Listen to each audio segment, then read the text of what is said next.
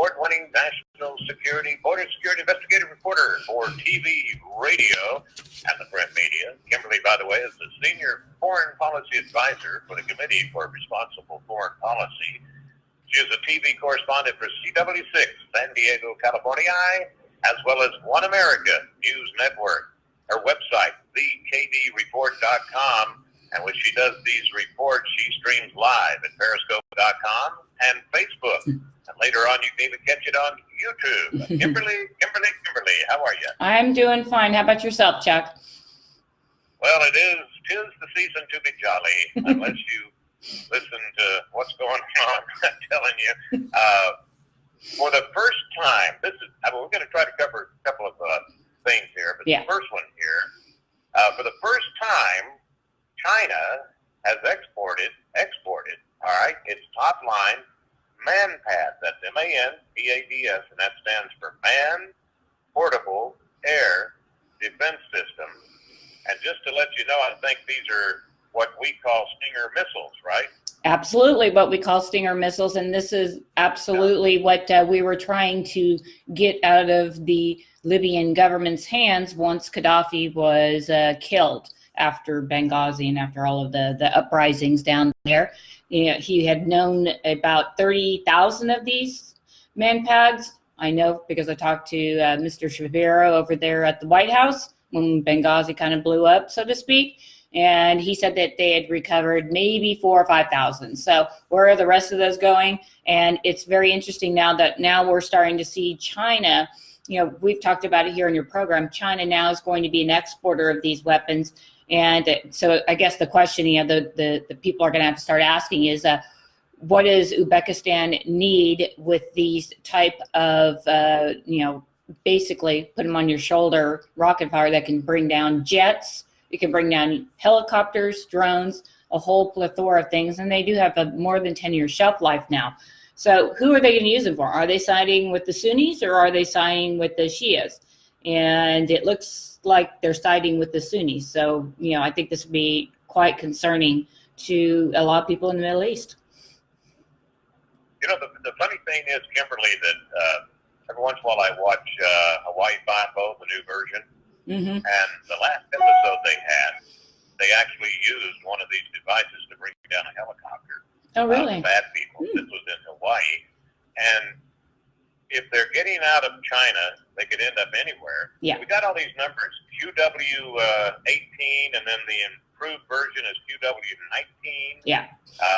And that was developed in 2014. Yeah, it's believed that the U.S. government, you know, what we have that now that the Chinese they've surpassed what the Stingers can do. So they probably stole the technology, let's face it, from America, but their technology now is improved, better quality with a lot more features on the Chinese MANPADs than the U.S. currently has, or the Russians. So who is this Yi Qing-Chen? Okay, so Yi Qing-Chen was busted back in 2011, and he was, you know, he was smuggling, basically he was smuggling drugs, cigarettes, people, anything that, you know, drugs, anything that people needed to come up into America. He was, you know, funneling this information or these. And real quick now, and he's an American citizen, is that right? Yeah, he was naturalized. So he was born over there and got his citizenship. So this kind of also, you know, if you're looking at people immigrating to this country, they're not all great people, not all of them. Most of them are, but we do get guys like Chen here. And so he's serving 25 years in prison for what he did. And he was, you know, the FBI looked into him to figure out what was going on. And it became known that he was a very credible person that knew exactly who to bribe at the southern border in San Diego, and they call them corrupt inspectors. And this is something we know that the cartels use all the time. They pay off inspectors, and they know that their loads or whatever it is they're trying to get through. But the scary thing on this was that he was set to bring 200 of these MANPADs across the southern border and into Southern California. Well, who is in the buying market for MANPADs? So it's very scary. They got it. They got him before they actually transferred the weapons. The MANPADs going rate for them is $91,000 or so. So he had to have a substantial amount of money. Obviously, it's a cash and carry business. They're not going to give you credit like the U.S. government does to purchase weapons. So there are all kinds of earmarks, and there are all kinds of things here that should frighten Americans, because you hear the left with the border wall and all this. Oh, we don't need that. Nobody's coming here to do this. But we have case after case after case that the mainstream media refuses to talk about and warn Americans about what's really going on along our southern border. And this MANPAD, I didn't go looking for covering a story on the border. I just saw MANPADs, and automatically when I see things like that, I generally will read the article. And then I started looking at it. Well, they're trying to become a bigger player in the Middle East. So, you start putting these things together, and you can start painting a picture as to what's really going on in the Middle East. And of course, with the Afghanistan papers, I mean, it's about, it's just to use a different word, it's just a shell game for them. It's just, they don't care. They want to make money. It's all about money. They don't realize that on the other end of that, a lot of lives are going to get killed.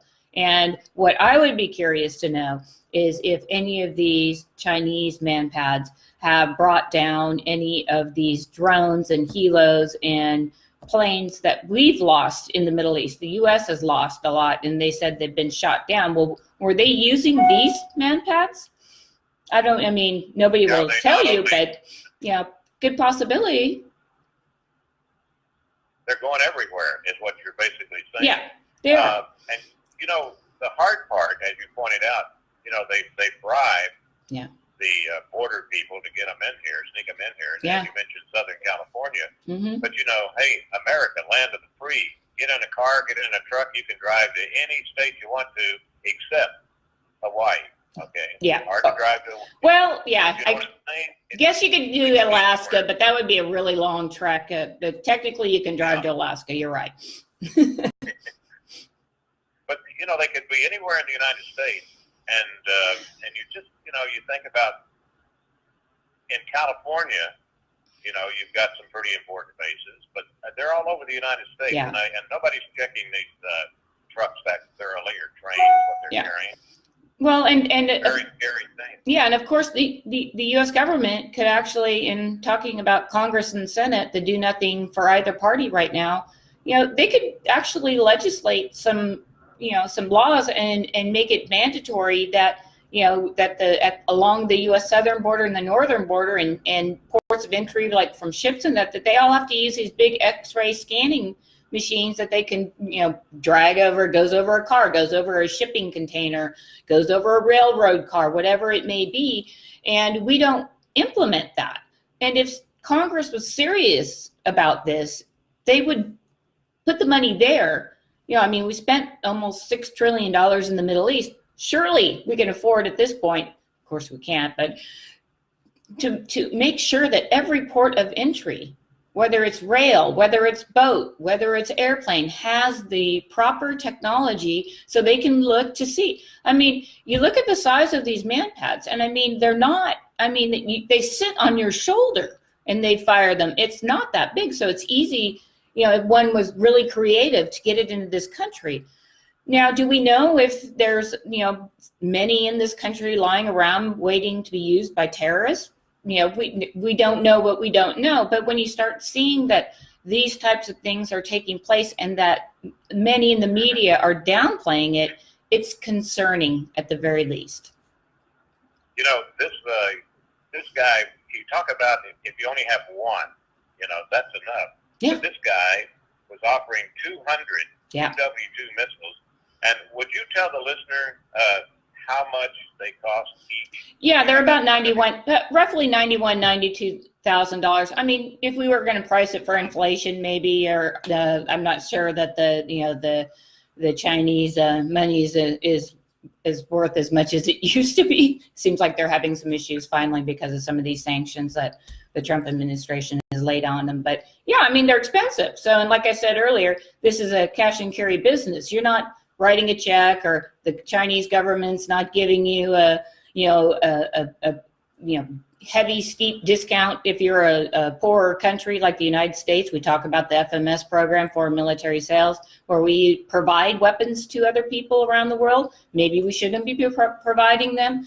But when you start seeing that the Chinese government is doing this, and we knew this would be only a matter of time for the Chinese to jump in on this, because they've done everything they can to destroy America without going to war with America. I mean, they've stolen our intellectual property. They are sending over their women who are pregnant, and they are able to have anchor babies in this country without any kind of restrictions.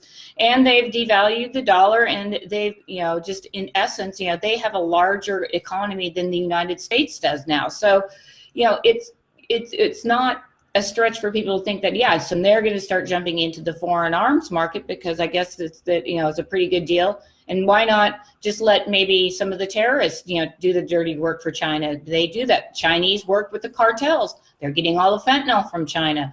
Why, what would make it different than, say, hey, you guys, we need to get a couple of these things up over here and into America for A, B, or C. I mean, the cartels have lost, you don't want to say moral standing. They used to have like a handshake, and we respect you when we don't go to tourist areas, and they had their own old school way of doing business, and they would never consider working with terrorists. But those days are gone. Those days are long gone, and the terrorists will work with anybody who will give them money. Yeah, and for the listener, they say the missile has a 70% probability of hitting aircraft within range. Yep. 13,000 feet high. Yep. All right. So when you think of that, you think of airplanes ascending or being ready to land. So that's well within that. Yeah. Shelf life by 10 years. Mm-hmm. So after 10 years, who knows? What was that loud noise? Yeah. I don't know. Well, no, There's another. Go ahead. I was just going to say, it's just another, concern. And airports and being in D.C., they have all kinds of defensive, weapons in place here.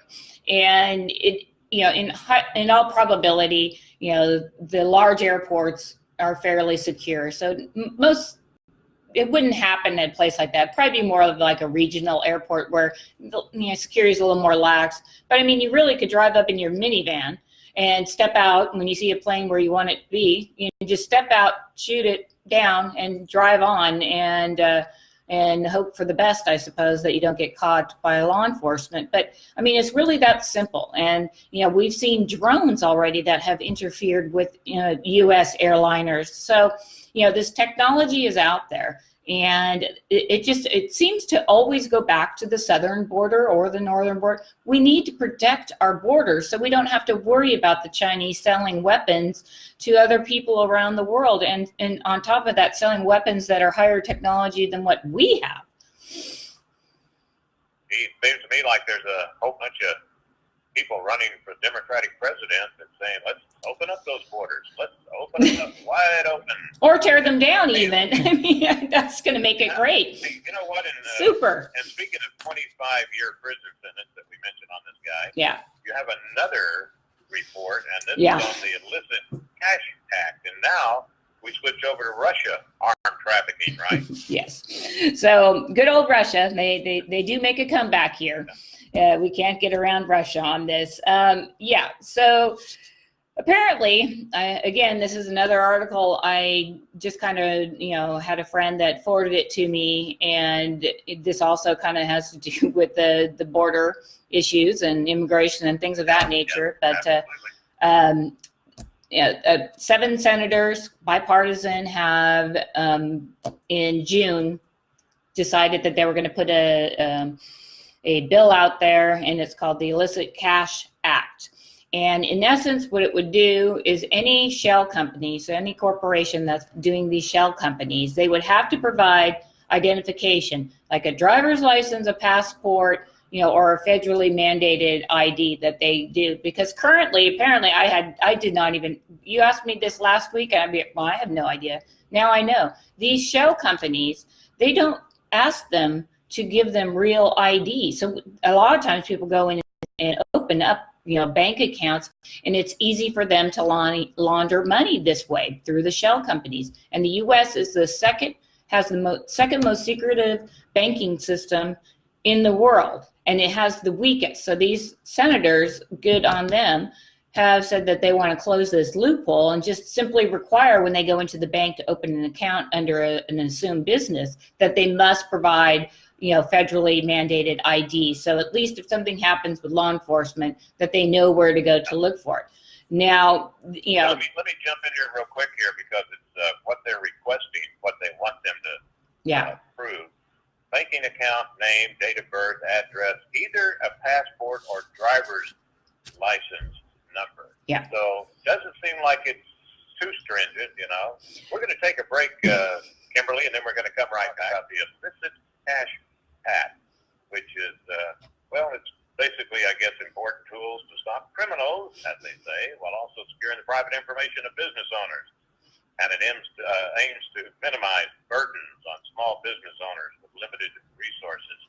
Shouldn't have too much difficulty passing this, right? Yeah, no. Well, I mean, you look at the case with the Russians back in 2011 when Treasury went in, and they kind of discovered this loophole back then, and they still haven't, taken care of any of it. And these loopholes, why these, countries and illicit activity, transnational criminal organizations, they come to America because it's easy to do this.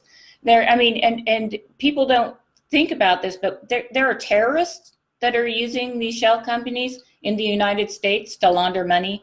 There are actual countries who are avoiding sanctions that the United States has placed on their countries, like Iran, to come and do business.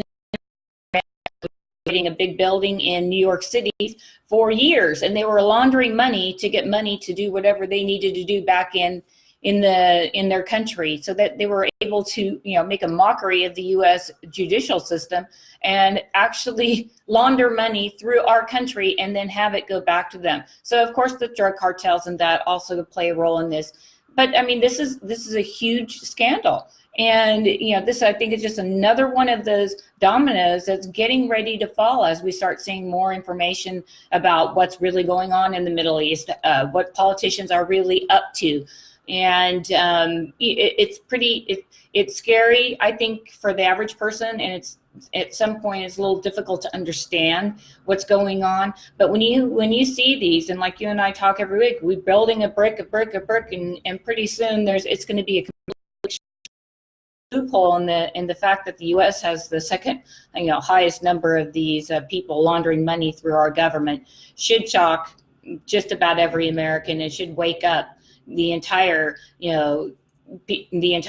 Senate, who is actually trying to work on this and get this through. And they have bipartisan support. It's something to be done and put together in 2 pages, passed, and now the onus will be on the people trying to operate these shell companies to launder money, to purchase, MANPADs, get things here into this country. And I think it's what's scary is that when countries like Iran are involved, or countries like, Russia can get involved, in China, and, drug traffickers, it should be a no-brainer for these guys here in D.C. to deal with. But as we know, not always the case.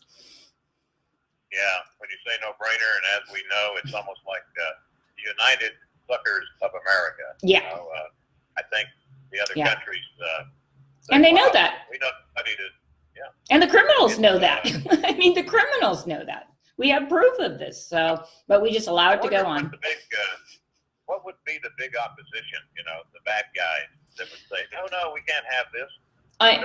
Why? Well, this is where it would come down to a lot of the civil liberties folks, because you do have civil liberties. But when you open a bank account, you have to provide identification. So I think what they would say is, okay, these people are going to have control of the information, and presumably it could be hacked by somebody. And then now all their information's out there, and they're trying to do things in secret.